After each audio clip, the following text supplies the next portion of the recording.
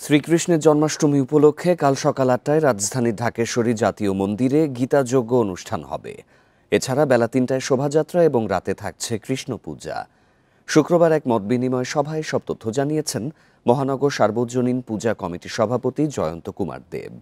বলেন, শোভাযাত্রার উদ্বোধন করবেন সেনাপ্রধান জেনারেল ওয়াকারুজ্জামান।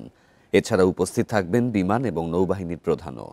শোভাযাত্রাটি পলাশীর মোড় থেকে কেন্দ্রীয় শহীদ মিনার, দোয়েল চত্বর, জিরো পয়েন্ট, গুলিস্তান হয়ে বাহাদুর শাহ পার্কে শেষ হবে।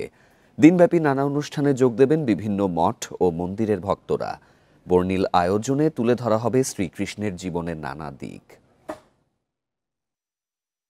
16 আগস্ট সকাল 8টায় দেশ ও জাতির মঙ্গল কামনায় শ্রী শ্রী গীতাযজ্ঞ, বিকাল 3টায় ঐতিহাসিক কেন্দ্রীয় জন্মাষ্টমী মিছিল এবং রাতে শ্রীকৃষ্ণ পূজা অনুষ্ঠিত হবে।